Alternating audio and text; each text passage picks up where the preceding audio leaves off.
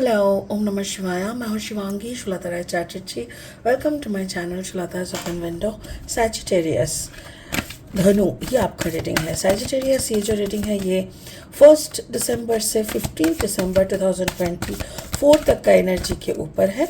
As usual 3 card का reading हम बनाएंगे. आपका love, relationship, career, finance, health, overall energy सब कुछ देख लेंगे इस रीडिंग में. तो चलिए, कार्ड्स बहुत अच्छी तरह से बात करने के लिए तैयार हैं. तो चलिए देख लेते हैं सैजिटेरियस क्या लेके आ रहा है दिसंबर आपके लिए. टेम्पटेशन, वाओ, ये आपका लव लाइफ में है. That's really beautiful. Like you are tempted. बहुत अच्छी बात है. आपका करियर, फाइनेंस जो है वो है 3 ऑफ अर्थ. ओके, एंड आपका जो ओवरऑल एनर्जी है that is 2 of earth. Okay, तो आपका वैसे तो फायर साइन है बट यहाँ पे मुझे वाटर एंड अर्थ साइन ही दिख रहा है. तो हो सकता है सैजिटेरियस आप जिन लोगों से डील कर रहे हो या आपका जो कम्बिनेशन है वो हो सकता है वाटर एंड अर्थ का कम्बिनेशन, जैसे टॉरस, सैजिटेरियस, कैंसर, या तो फिर वर्गो, सैजिटेरियस एंड पाइसिस, ऐसा टाइप का कुछ हो सकता है. ये स्कॉर्पियोनिक एनर्जी का कार्ड है, तो हो सकता है कि Scorpio, Sagittarius and something else, taurus और वर्गो जो भी है. यहाँ पे मुझे ये समझ में आ रहा है कि आप रिश्ते की, मतलब आपका जो लव लाइफ है उसमें आपका वो एक होता है ना, पैशन कम महसूस होना, ऐसा कोई स्टेज में शायद आप हो. कामकाज आपका चल रहा है, may be it's a collaboration work, तो उसमें हो सकता है कि कोई थर्ड पार्टी का इन्वॉल्वमेंट आपको समझ में नहीं आ रहा है. बाकी आपका ओवरऑल एनर्जी इज़ आपको ये डिसाइड करने पे टाइम जा रहा है कि मैं पर्सनल रिश्ते में ज़्यादा फोकस करूँ कि प्रोफेशनल, ऐसा हो सकता है. स्पिरिट का blessing card is called water. Water मतलब इमोशन. कार्ड नंबर 33 यानी यहाँ पे भी 3 है, तो 3 यानी 6 हो सकता है, या तो 3 यानी स्पिरिट्स आर अराउंड यू. आपके आसपास बहुत सारे स्पिरिट्स हैं जो आपको हेल्प कर रहा है, आपको सही दिशा दिखाने के लिए हेल्प कर रहा है. और वाटर मतलब इमोशन, तो शायद सैजिटेरियस आप इमोशनली ड्रेन आउट हो रहा हो, या तो इमोशनली आप बैलेंस नहीं हो, जिसके कारण आपका ये कार्ड निकला है. बाकी इसको और अच्छे से बाद में एनालिसिस करेंगे. फिलहाल लेनोर्मैन डेक से 3 कार्ड लेंगे रीडिंग को आगे बढ़ाने के लिए. अगर सैजिटेरियस आप धनु राशि के जातक है, या तो फिर आप अगर धनु लग्न के कहीं पे भी सन मून राइजिंग कहीं पे भी अगर आपका धनु यानी सैजिटेरियस एनर्जी है, तो आपका एनर्जी के साथ इस रीडिंग का एनर्जी में कहीं ना कहीं कुछ ना कुछ मैचिंग आपको ज़रूर मिलेगा. Wow, sun card, that's really cool. Sun is the best card, तो इस ये जब आते हैं तो मतलब सारे विश फुलफिलमेंट टाइप का एनर्जी रहता है. And then the fish, that's really cool, मतलब financially also stability. And the lady, card number 29. हाँ, मेरे ख्याल से सैजिटेरियस आप अपना नज़र, आप अपना जो फोकस, आप अपना जो मतलब ये जो सोच रहे हैं ना किस पे फोकस करूँ, अपना पर्सनल लाइफ पे कि अपना फाइनेंशियल, तो ये जो है ना ये फोकस आप अपना लेडी से हटा ही नहीं पा रहे हो, मुझे ऐसा लग रहा है अभी तक. तो और भी कार्ड लेंगे, रीडिंग को आगे बढ़ाते जाएंगे, तब और अच्छे से समझ में आएगा. अगर आप नए हो मेरे चैनल पे, मुझे सुनते हुए आप एंजॉय करते हो, तो प्लीज़ मेरी चैनल को ना फटाफट से सब्सक्राइब कर दीजिएगा और बेल आइकन को दबा दीजिएगा, ताकि मेरी बनाई हुई हर एक वीडियो आप तक टाइम पे पहुंच जाए. और हाँ, अगर कंटेंट आपको यूज़फुल एंड हेल्पफुल लगता है तो इसको शेयर कीजिए, ठीक है, जितना हो सके, और जाते जाते एक लाइक ज़रूर दे दीजिएगा Sagittarius. Thank you so much. 2 of sword energy, okay, and then the 9 of Pentacles energy, and finally the Justice energy. अच्छा, ओके, शुरू करेंगे लव लाइफ से. लव में देखो कार्ड नंबर है 15. 5 + 1 = 6. तो ये जो टेम्पटेशन वाला कार्ड है ना, ये ऐसा है कि जैसे आपको अपना पार्टनर चाहिए, आपको मालूम है कि उसके साथ रहेंगे तो कुछ चीज़ों में बहुत बेनिफिट्स है, कुछ दिशाओं में तो बस सोचना नहीं पड़ेगा, everything will be success and everything is fantastically fantastic. But कुछ चीज़ों पे ना आप जैसे आप कंट्रोल खो दोगे ज़िंदगी में ना। एक होता है ना कि अपनी लाइफ में अपना गाड़ी का जो ड्राइविंग सीट है खुद बैठना चाहिए, बट आपको ऐसा लग रहा है कि अगर ये रिश्ता चला तो हो सकता है कि आप उस कंट्रोलिंग यानी ड्राइवर के सीट पे शायद आप नहीं बैठ पाओगे, शायद आपको कोई और ले जाएगा ड्राइव करते हुए और आपको वो चीज़ मान लेना पड़ेगा। उसी में आपकी भलाई, उसी में आपकी सक्सेस, उसी में आपकी सब अच्छाई है। पर क्या है ना, हम लोग इगोइस्टिक पर्सन होते हैं, तो हम लोग हर वक्त ये मान नहीं पाता है कि भाई तू मेरा गाड़ी क्यों चलाएगा, हम है ना जिंदा।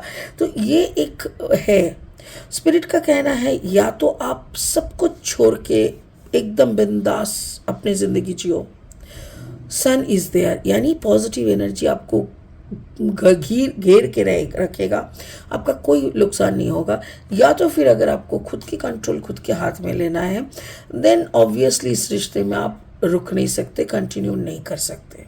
सो आपको समझ में आ गया होगा कि ये जो सिचुएशन है ना, ये सिचुएशन डिफरेंट है।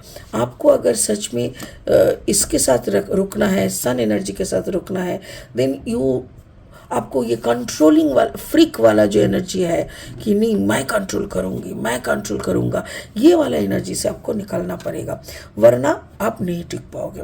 आपका करियर फाइनेंस में देखो 3 ऑफ अर्थ, आप ऑलरेडी जहाँ जहाँ भी, मेरे ख्याल से ये तीनों दिशाएं हो सकती है, 3 अलग अलग एलिमेंट्स हो सकती है, 3 अलग अलग बिजनेस प्रोफाइल हो सकते हैं। मतलब ऐसा लग रहा है जैसे तीनों दिशाओं में आप पैसा इन्वेस्ट करके रखे हो, you have enough money and आप कंट्रोल मतलब कंटिन्यू भी कर रहे हो ना, चारों तरफ से आप पैसे को ना मतलब एक होता है ना, इसमें भी कुछ पैसा लगा दिया, उसमें भी कुछ पैसा लगा दिया, एंड हर जगह से ना आपको रिटर्न आ रहा है, हर दिशा से आपको रिटर्न तो आ ही रहा है, अबांडेंस आ रहा है। कार्ड नंबर 34, 4 + 3 = 7, ये अबांडेंस के साथ साथ स्पिरिट का ब्लेसिंग्स भी है। 9 ऑफ पेंटिकल्स यानी भर भर के रिटर्न आ रहा है। फाइनेंस के जगह पे तो शायद इसमें भी आपको यही डर है कि ये फाइनेंस भी आपके पार्टनर के हाथ पे ना आपको देना पड़े, ताकि वो फाइनेंस को भी कंट्रोल करने लगे, उसमें भी वो अपना दिमाग लगा ले और आप वहाँ पे भी जैसे थर्ड पार्टी कंट्रोलिंग कर रहा है और आप अपना चुप बैठे हो, ये भी आप नहीं चाहते हो। सो अगर आपको, क्योंकि देखो ये जो सैजिटेरियस एनर्जी है ना, ये उतना कंट्रोलिंग नहीं है, पर अगर आपका जो पार्टनर है वो पार्टनर जो मुझे ऐसा फील हो रहा है कि इट कैन बी स्कॉर्पियो, और अगर स्कॉर्पियो है आपका पार्टनर तो ऑब्वियसली आपको हर दिशा में उनके साथ चलने के लिए उनकी कंट्रोलिंग जो एबिलिटी बोलो या जो भी उनका हैबिट बोलो, इसको आपको मान के चलना पड़ेगा। भले ज़िंदगी हो, भले पैसे का हो, भले बिजनेस हो, कुछ भी हो, बट हर जगह पे अगर उनके साथ रहना है तो उनकी सारी ज़बरदस्ती, उनकी सारी मांगे पूरी करनी पड़ेगी आपको, वरना आपका उनके साथ रहना मुश्किल है। समझ गए? ओके।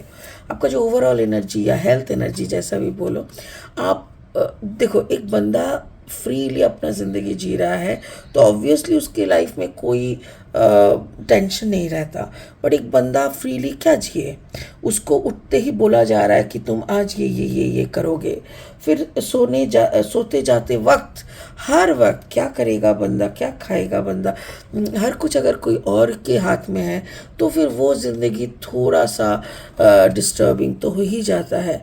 देखो वो आप औरत हो या मर्द, मेल हो या फीमेल, कुछ फीमेल की या कुछ मेल की ऐसी हैबिट होती है कि वो लोग ना झमेला नहीं चाहता, उन लोगों को लगता है कि ठीक है भाई चुप रह जाते हैं ना, क्या ही है अपना ज़िंदगी, क्या इतना भी क्या वैल्यू है कि चिल्ला चिल्ला के मोहल्ला इकट्ठा करना है। तो ये सब सोच के ना वो लोग चुप रह जाते हैं, और जो मतलब कंट्रोल कर रहा है उनको और बढ़ा चढ़ा देते हैं कि भाई तू ही भगवान है, जो तू कर रहा है ना वैसे करते रह, कोई दिक्कत नहीं है। पर कुछ लोग क्या है ना, दे डोंट लाइक इट, और वो लोग नहीं कर पाते हैं करके, या तो वो लोग लीगल स्टेप ले लेते हैं कि मुझे ना तेरे साथ नहीं जीना, हर बात पे हर सांस पे तेरे परमिशन से अगर मुझे लेना पड़े तो मुझे ऐसा ज़िंदगी नहीं चाहिए। सो भले ही हमको लीगल स्टेप लेना क्यों ना पड़े।